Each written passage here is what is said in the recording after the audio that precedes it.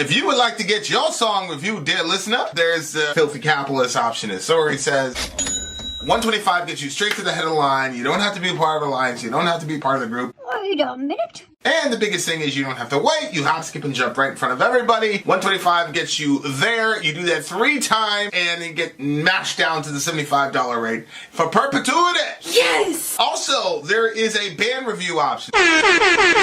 So if you've got a band and you're trying to get your band some exposure, hit me up at insori@gmail.com, and I'll show you the details about how to pull that off. You can also jump on Patreon, and there is a option on the tiers to be able to get your band reviewed. Yep. Obviously, we can't lie to you, so we can't guarantee a positive review. Get what you get. It's just rubbish. Rubbish. Rubbish. That's British for garbage. My favorite is the community option. $1 at the gate gets you in at Patreon. You get to join an alliance. The alliance joins their points together, and that helps determine what songs that we do. The alliances hang out on Discord. Message me on Patreon to get the link. And they do all kinds of other cool things. They do Minecraft, Dungeons and Dragons. Yeah. It's really a community within the community. Anybody can go in the village, facebook.com/Vin and Sori. There's 160,000+ people on the channel. What's cool about the Discord is that it offers a real opportunity for community connection, friendship, that type of thing. And it's on Discord, so if you're not a Facebook person, it's for you. You start off at $1. Right. Plus you get exclusives. Sori and I are working on a song. So the first 15 seconds of that was on Patreon. Also, at $15 tier and above, when we actually debut the video, they're going to be there live with us. There you are, dear listener. Buy our merch. Buy our merch indeed. A child shall lead them. To buy our merch. Yes, dear listener. Yes, dear listener. Yes, dear listener. Chisu-Sama Nainen. And then something completely different, says Misery Biz. This pick was influenced by yours, Revo. Revo! Influenced in a sense that I wanted to show Finnish music beyond the metal scene and the talent we have on other music genres. Chisu. Oh, right there. Pronounced Kisu, is a Finnish pop artist, songwriter, and producer. I don't usually listen to pop music, but it's sometimes nice to listen to something softer. Chisu, this one right here. All right. Oh, we got a live one. Let's check. Oh, Kisu. Is it not? Yeah. All right. Here we go. Kisu. Here we go. Go.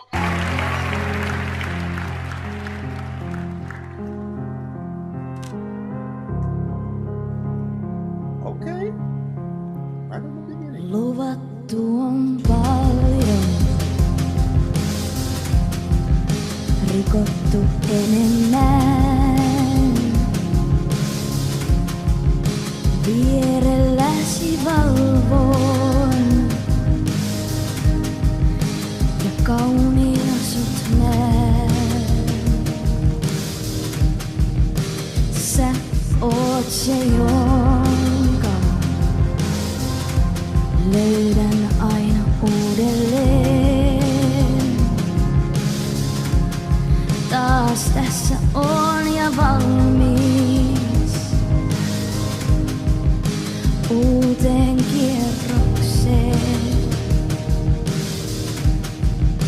Nyt mussa ei oo mitään. Mussa ei oo mitään uutta. Oon vielä samanlainen. Sama mieli, sama sydän, sama nainen.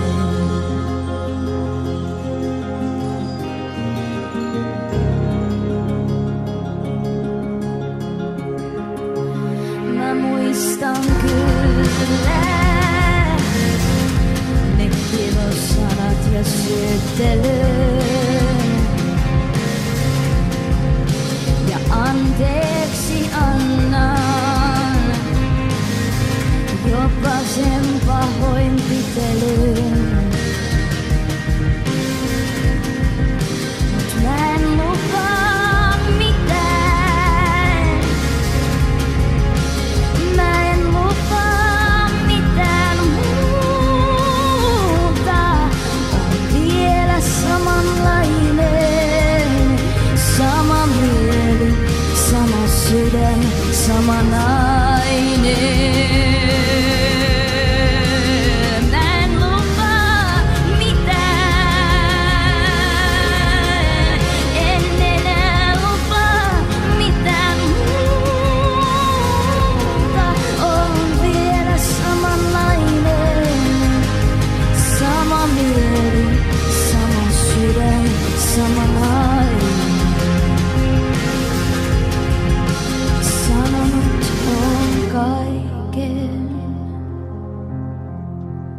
Yö vaihtuu aamuun.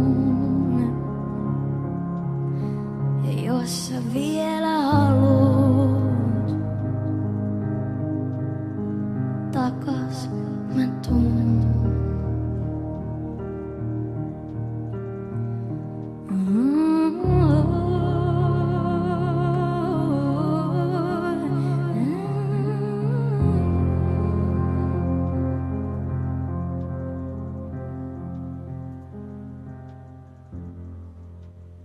Wow.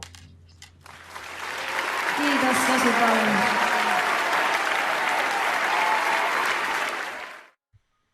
All right, that was softer. It's funny because when you said pop, I was thinking like American pop. So it's always like kind of like, sort of like, this was very soft.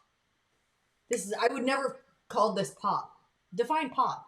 Pop? Like popular music you'd see on MTV. Oh, pop means popular? I thought it was like pop, like it's always music that's like, burp, burp. It's always like higher music, with a lot of action, like club music or whatever is what I was thinking. It just means mainstream. Oh, anything can be pop? I thought literally pop was like an entire genre. Well, like NSYNC, Backstreet Boys. Yeah. You know what I'm saying? Yeah, I would not have put this in the pop category. It was like Michael softer. Jackson. Michael Jackson was the king of pop. Yeah. Yeah. Right, so it's like any music that's like mainstream, pop is sort of like a, it's like a nickname for mainstream. Okay. Well, it was like a gentle sounding song, but it like had some, I don't know, I liked it. It was kind of peaceful. But I'm like, what are we talking about? Because it kind of sounded sad at some point. We couldn't know, because when I went to look at the lyrics, you told me to go back to I wanted to see the performance. Leah Axelrod in the house. Well, Leah, it was probably for the best that you missed the previous reviews. So it was a little bit heavy. So she says, a lot has been promised, more has been broken. I'm awake next to you and I see your beauty. You're the one whom I find over and over again. I'm here again, ready for a new round. But there's nothing about me. There's nothing new about me. I'm still the same mind, the same heart, the same woman.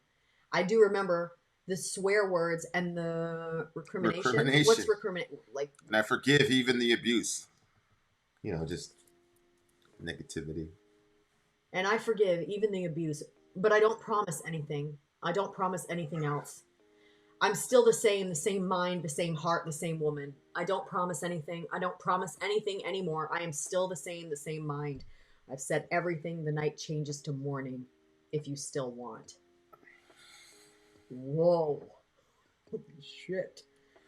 Okay. We were watching a show yesterday, and it's about relationships. And I told the girls, because there's this dude, he's a good guy, and I think he genuinely likes Shorty, but he lied to her about, well, she comes from a very financially stable, it appears that they're probably millionaires, and so he is not, and so they met, and fine, and so obviously money is very important to her, so she started asking about the money, and he kind of did this thing. And then later it turns out he had some issues that he told her after. And I'm like, okay, so he waited until she got emotionally attached to him to then tell her the truth. I'm like, that's a bad sign. And it came up multiple times. Like there was a situation with a credit card. She was like, do you have a card so we can get the gas? And he said that he didn't have credit cards, but he didn't tell her why. So there was other opportunities and he didn't take them. So I said, dude lies to you like that right at the outset of your guys' relationship? I'm like, drop him. Immediately drop the guy. Don't pass go. Don't collect $200. And it turned out that she dropped him. And then you looked at the guy's response, and the guy's response was to not take accountability for the fact that he was a fucking liar. And he tried to make it about her being obsessed with money. Yeah. Which wasn't the problem, and she articulated pretty clearly what the problem was, but he had to say that she was worried about the money so that he could justify her behavior. It's a little bit uncomfortable to watch, though, because everybody in the audience can see right through his bullshit, but he apparently I'm not sure. I'm not sure that everybody can see through his bullshit. Well, in our audience, everybody can see through it. So yeah, that's true. Maybe not everybody does. But I found it awkward because he, like, you can see through it, and then it feels like he's trying to gaslight us in the audience of the show because he's telling us that it's about her obsession with money when that's not what it was. And we were able to see the whole thing, but yeah, like I'm extremely uncomfortable with the lyrics of these songs. She's like, let's do this again. It's like, let's try again. A lot has been promised, more has been broken. I'm awake next to you and I see your beauty. You're the one whom I find over and over again. I'm here for another round. Like, this to me just seems like a cyclically abusive, bad relationship, and they're too afraid to cut it off. Is what it looks like to me. Yeah. And then it says, like, she says, but I don't promise anything. I don't promise anything else. I'm still the same mind, the same heart, the same woman. So I don't know if when she's saying that, if she's saying, like... I mean, you could take it that as her own accountability for why the relationship didn't work in the past. She's saying, look, I understand that I have these issues that, you know, screwed up our relationship, and I'm willing to try again, but you have to know, like, I'm still the same person. You know what I'm saying? Yeah, right. So it's like one of those things that's like, can you now accept this? You see what I'm saying? Is what it looks like to me. Mm-hmm. She said, I have said everything. The night changes to morning if you still want. Was that the end? If you still want? Yeah. If you still want, I will come back. Like, it's just not a situation where I would want my daughters to be in at all. Yeah.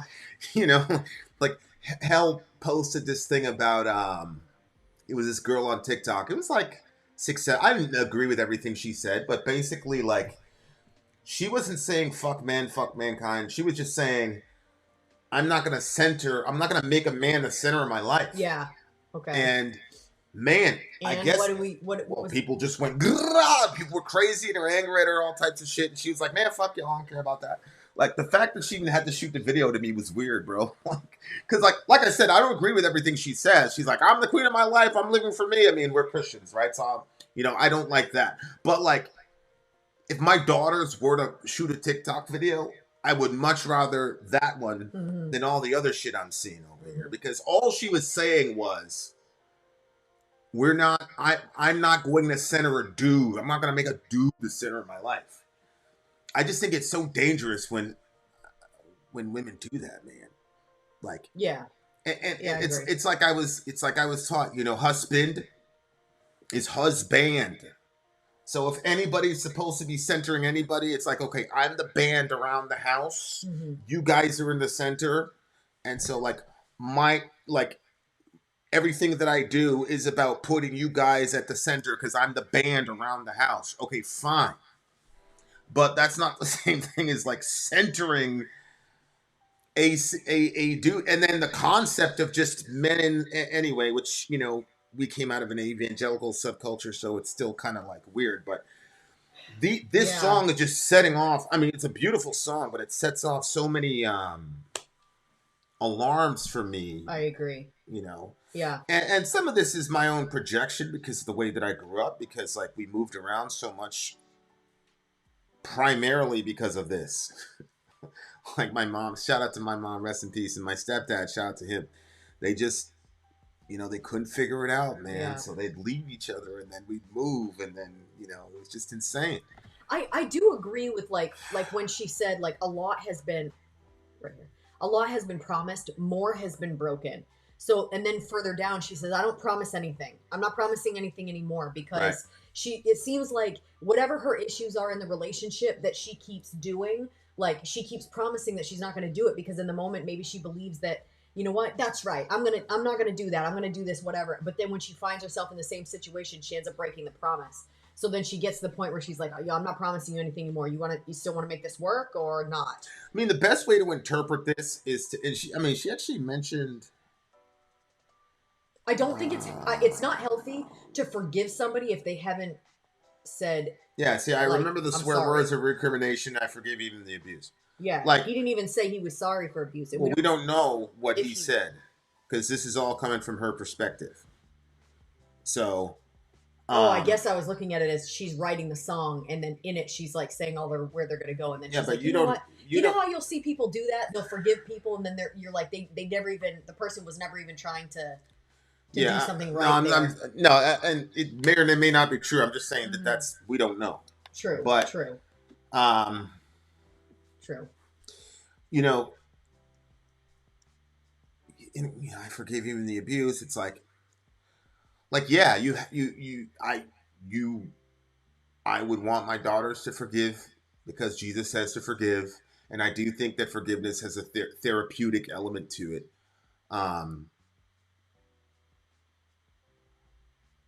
But I just think that, like, to your point, any forgiveness in that area has to come first from a person who genuinely sees the harm that they've done. Yeah.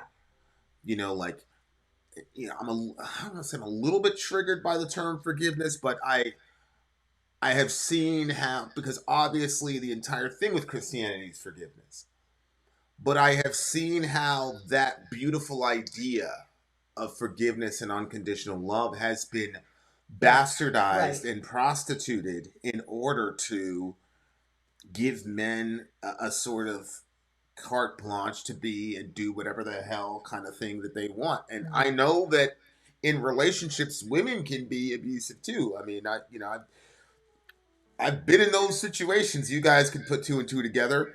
I get it. But the fact of the matter is, like,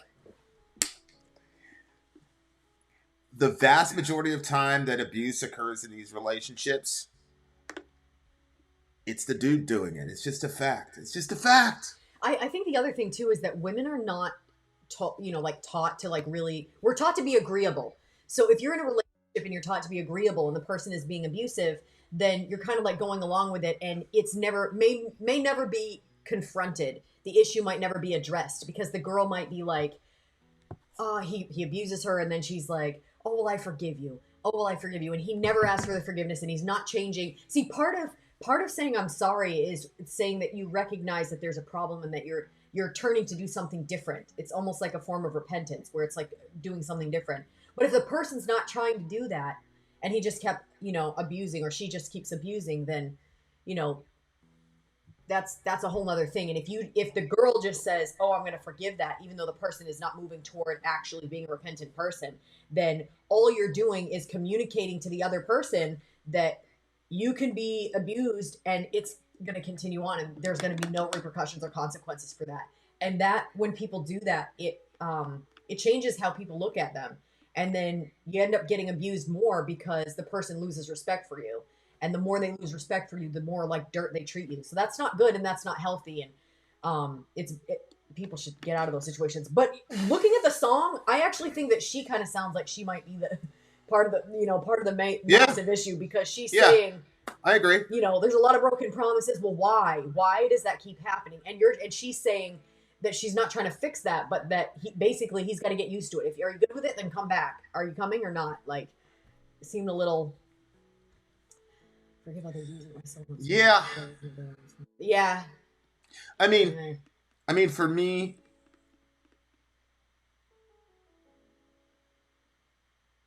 I've really, really been. I had a conversation with Jesus one time, and he basically said to me, Wait, you guys, please stop like making jokes about like hookers and prostitutes and stuff, because I actually feel genuinely bad for those girls in that situation, because financially a lot of them are in that situation because they're under financial duress, and it's just not I don't think it's an appropriate joking subject. Like, pray for those people instead of mocking them. I just think for me it's like,